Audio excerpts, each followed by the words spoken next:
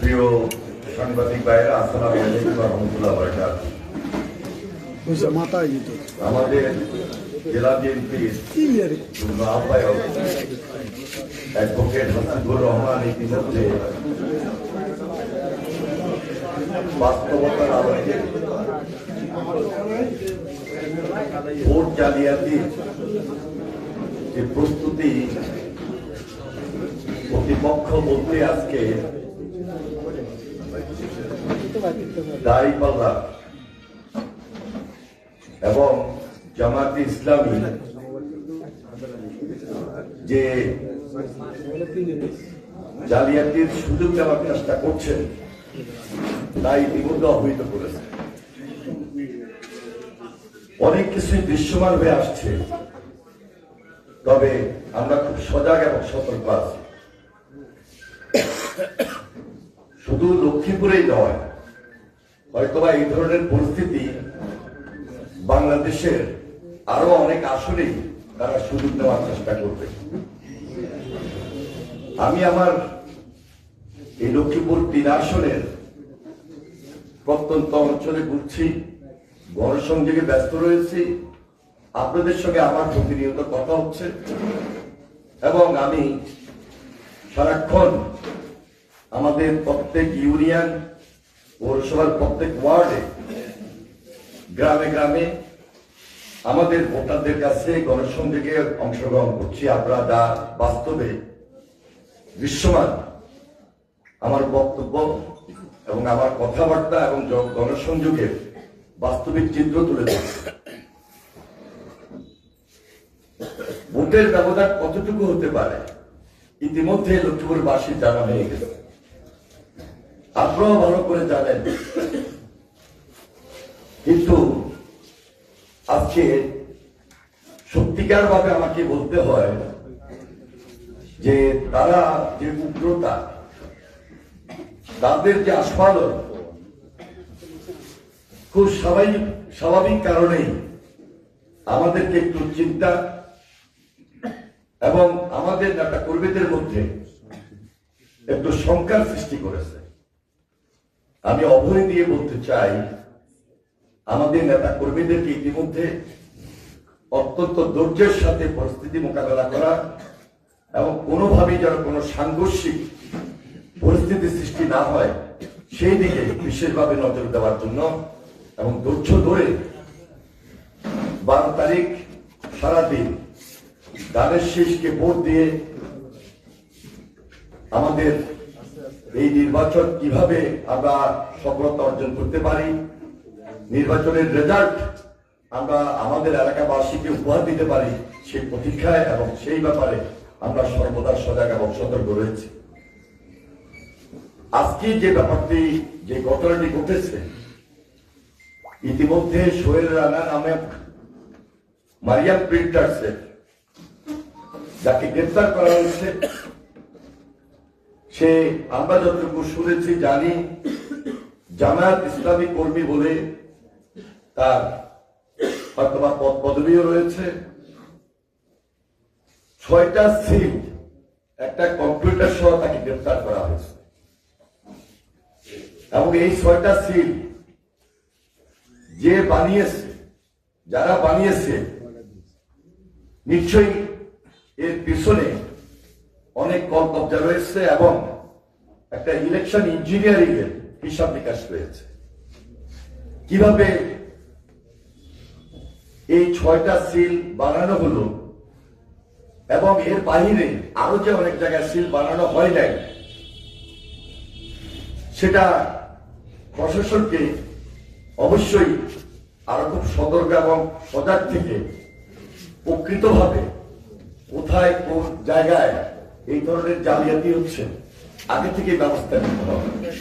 এর পাশাপাশি, সিলের পাশাপাশি নিশ্চয়ই ব্যালট বানানোরও, নকল ব্যালট বানিয়ে ধরেন ভোটের দিন একজনে একটা ভোট দিবে, তাদের সেই নির্ধারিত লোক একটার সঙ্গে যদি আরেকটা ব্যালট বা আরো দুইটা ব্যালট বা আরো তিনটা ব্যালট দিয়ে দিয়ে সেই স্বচ্ছ ব্যালটের মধ্যেই রাখে গোপন কক্ষে, ধরার মতো কেউ হয়তো নাও থাকতে পারে। এজন্য আগে থেকে আমাদেরকে খুব সজাগ এবং সতর্ক থাকতে হবে। বিদায় আমরা আজকে এই প্রেস কনফারেন্স করেছি, এই সংবাদ সম্মেলন আয়োজন করেছি। প্রকৃত তথ্যটা আমার চেয়ে বেশি আপনারা ভালোভাবে প্রচার এবং প্রকাশ করতে পারবেন। যেহেতু প্রশাসন তাদেরকে গ্রেপ্তার করেছে, এর পিছনে কার ইন্ধন, কোন প্রার্থীর ইন্ধন, কোন নেতার ইন্ধন, কিভাবে এই 6টা সিল বানানো হলো এটা খুঁজে বের করতে হবে এবং দৃষ্টান্তমূলক শাস্তির ব্যবস্থা করতে হবে।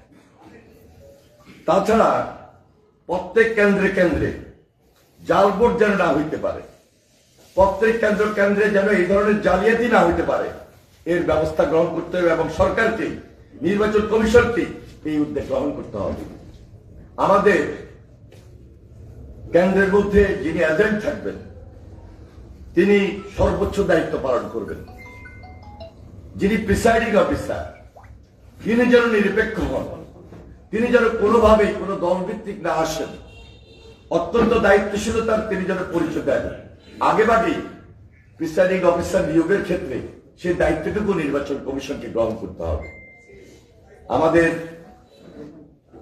এই যে আজকে সংবাদ সম্মেলন, এর মধ্য দিয়ে আমি মনে করি লক্ষ্মীপুরের প্রত্যন্ত অঞ্চলে আমাদের যে সকল নেতা কর্মী রয়েছে, যারা আমাদের বিভিন্ন কেন্দ্র কমিটির দায়িত্বে রয়েছেন, তারা খুব সজাগ এবং সতর্কতার মধ্য দিয়ে চলবেন এবং ধৈর্য ধারণ করে পরিস্থিতিকে পাহারা দিবেন। নির্বাচনের দিন যিনি এজেন্ট থাকবেন আমাদের দল থেকে, যাকে আমরা দায়িত্ব দিব, এর বাইরেও আমাদের কেন্দ্র কমিটি এমন ভাবে তিনি তার দায়িত্ব পালন করার জন্য তাকে পরামর্শ দিবেন, কোনোভাবেই যেন জাল ভোট এবং জালিয়াতির সুযোগ না পায় সেই দিকে বিশেষ নজর রাখবেন। এর বাইরে নির্বাচন কমিশনের যে দায়িত্ব, এখন থেকে আমরা মনে করছি তারা গোপনে বিভিন্ন জায়গায় এবং বিভিন্ন কারখানায়, বিভিন্ন প্রিন্টার্সে এই ধরনের সিল অথবা ব্যালট বিভিন্ন জায়গায়, শুধু লক্ষ্মীপুরে নয়, লক্ষ্মীপুরের বাইরেও বাংলাদেশের যে কোনো জায়গায় এই ধরনের হয়তোবা একটা প্রচেষ্টা অথবা একটা ষড়যন্ত্র তারা লিপ্ত রয়েছে। কারণ তাদের ভোটের ব্যবধান, আমি মনে করি আমার এই নির্বাচনী এলাকায় অনেক ব্যবধান রয়েছে ইনশাল্লাহ ইনশাল্লাহ। এবং আমাদের নেতা কর্মীরা খুবই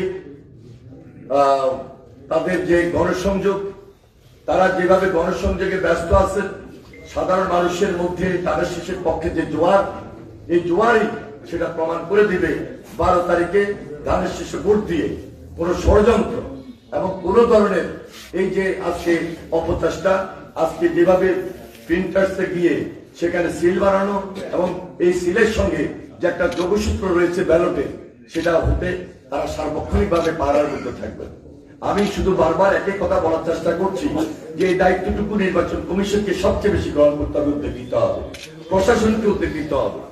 কারণ তারা আজকে বাংলাদেশের কিছু সিলেক্টেড জায়গায় বিভিন্ন ধরনের কথাবার্তা বলে যেভাবে উত্তেজনা সৃষ্টি করতেছে, এই ব্যাপারে আমাদেরকে আরো বেশি সজাগ থাকতে হবে। আপনাদের যারা এখানে উপস্থিত রয়েছেন, আপনারা লক্ষ্য করেছেন জামায়াতে ইসলামের আমির সাহেব আজকে যে বক্তব্য দিয়েছেন, যেটা পুরো জাতিকে হতাশ করেছে, যে কে স্বাধীনতার ঘোষণা দিয়েছে। এই যে গায়ে পড়ে ঝগড়া, এই ধরনের একটা পরিবেশ তৈরি করার জন্য তারা সর্বদা গ্রামে গঞ্জে ব্যস্ত আছে। আমাদের অনেক জায়গায় বিলবোর্ড, অনেক জায়গায় ব্যানার, অনেক জায়গায় ফেস্টুন, পৌরসভা বলেন, পৌরসভার বাইরেও বলেন, আমাদের কাছে প্রতিনিয়ত খবর আসছে। তারপরও আমি বলছি যে আমাদেরকে ধৈর্য ধরতে হবে সর্বোচ্চ। কারণ তারা এই ধরনের পরিবেশ তৈরি করে গায়ে পড়ে ঝগড়া করার চেষ্টা করতেছে। এই ব্যাপারে আমরা সর্বদা সজাগ থাকবো, সতর্ক থাকবো।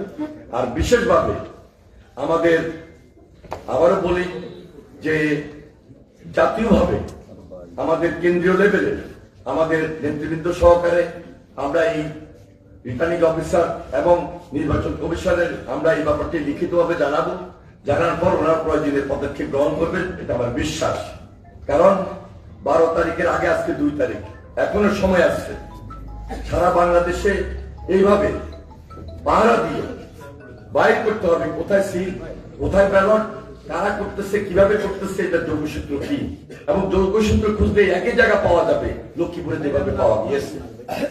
আমি আপনাদের দৃষ্টি আকর্ষণ করে আমাদের লিখিত কিছু বক্তব্য, যেটা আমরা আজকে জেলা বিএনপির পক্ষ থেকে আপনাদের কাছে তুলে ধরছি, সেটা হলো যে আমাদের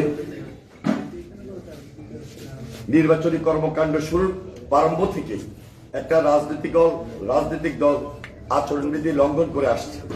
ভোটারদের আইডি কার্ড, বিকাশ নাম্বার সংগ্রহ, ভোটারদের মাঝে চাল ডাল, নগদ টাকা বিতরণ ও দাঁড়িপাল্লা প্রতীকে আলোকসজ্জিত করার মাধ্যমে তারা নির্বাচনী আচরণবিধি বারবার লঙ্ঘন করছে। তারা বিভিন্ন জায়গায় বিএনপির মনোনীত ধানের শীষ প্রতীকের প্রার্থী আমি শহীদুদ্দিন চৌধুরী অ্যানির পোস্টার ব্যানার ছিঁড়ে ফেলা এবং কাদালিপুরের মধ্য দিয়ে নির্বাচন পরিবেশ বিনষ্টের উস্কানি দিয়ে আসছে। আমরা বারবার প্রশাসনকে অবগত করেও কার্যকর কোনো সমাধান পাই নাই। ইতিমধ্যে আমরা লিখিতভাবে রিটার্নিং অফিসার বরাবর এই চিঠিগুলো দিয়েছি। আসন্ন নির্বাচনে আমাদের প্রতিদ্বন্দ্বী রাজনৈতিক দল ব্যালট পেপার ছাপিয়ে তাদের প্রতীকে সিল মেরে ব্যালট বাক্সে ঢুকানোর পরিকল্পনা করছে মর্মে ফেসবুক সহ বিভিন্ন সোশ্যাল মিডিয়ায় গত কয়েকদিন যাবৎ সংবাদ প্রকাশিত হয়েছে। লক্ষ্মীপুর চকবাজারে পুরাতন পৌরসভা রোডস্থ মারিয়াম প্রিন্টার্স হতে নির্বাচনী সিল সহ জামাত কর্মী সোহেল রানাকে গ্রেপ্তারের ঘটনা আসন্ন নির্বাচনে জাল জালিয়াতির সংখ্যাকে সত্য পরিণত করছে। প্রিয় সাংবাদিক ভাইয়েরা, ইতিমধ্যে প্রকাশিত ভোটার তালিকা অনেক ভুয়া ভোটারের তথ্য উদ্ঘাটিত হয়েছে, যা আমরা লিখিতভাবে প্রশাসনকে এবং নির্বাচন কমিশনকে অবহিত করেছি। উক্ত বিষয়ে নির্বাচন অবশ্য অভিযোগ জানিয়েও কোন প্রতিকার এখন পর্যন্ত আমরা পাইনি। আমরা তাদের বিশেষভাবে দৃষ্টি আকর্ষণ করছি। আমাদের কাছে তথ্য রয়েছে আসন্ন নির্বাচনের দিন বিভিন্ন কেন্দ্রে সহিংসতা সৃষ্টির লক্ষ্যে কেন্দ্রের আশেপাশে দেশীয় অস্ত্রশস্ত্র মজুদ তারা করেছে। জনগণ একটি অবাধ সুষ্ঠু নির্বাচনের মাধ্যমে তাদের পছন্দের প্রতিনিধি নির্বাচনের সুযোগকে ছিনতাই করার ষড়যন্ত্র করছে, যা সম্পূর্ণভাবে ইলেকশন ইঞ্জিনিয়ারিং করার জন্য এই ষড়যন্ত্রে তারা লিপ্ত রয়েছে। আমরা দ্যাপ্তিহীন ভাষায় বলতে চাই, অতীতের আন্দোলন সংগ্রামে আপনারা আমাদের পাশে ছিলেন। জনগণের অধিকার চিন্তার যেগুলো প্রচেষ্টা বাংলাদেশ জাতীয়তাবাদী দল জনগণকে সাথে নিয়ে প্রতিহিত করবে। আপনারা সত্য ও ন্যায়ের লড়াইয়ে আমাদের পাশে থাকবেন, এটা আমরা দৃঢ় আশাবাদ ব্যক্ত করছি। আপনাদের সবাইকে অসংখ্য ধন্যবাদ। প্রিয় সাংবাদিক ভাইরা, আসসালামু আলাইকুম ওয়া রাহমাতুল্লাহি ওয়া বারাকাতুহু।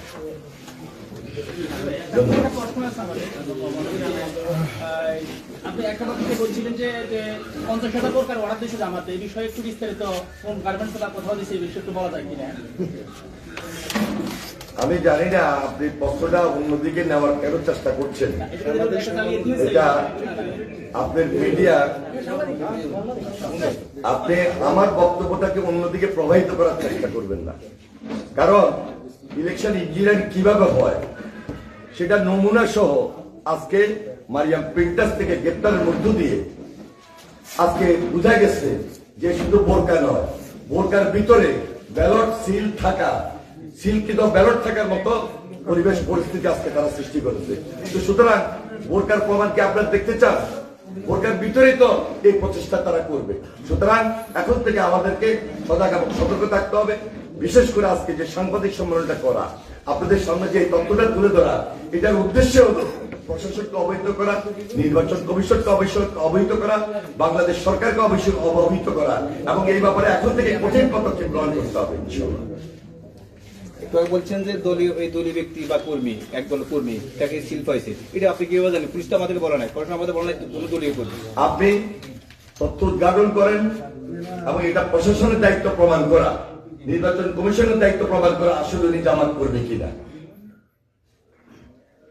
আমাদের কাছে যে অনুমান, আমাদের কাছে যে তথ্য, সেই তথ্যের ভিত্তিতেই আমরা বলছি উনি জামাতের কর্মী।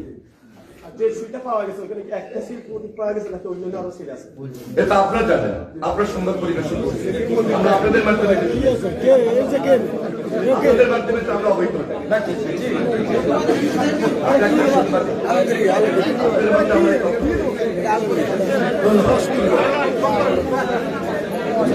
আমরা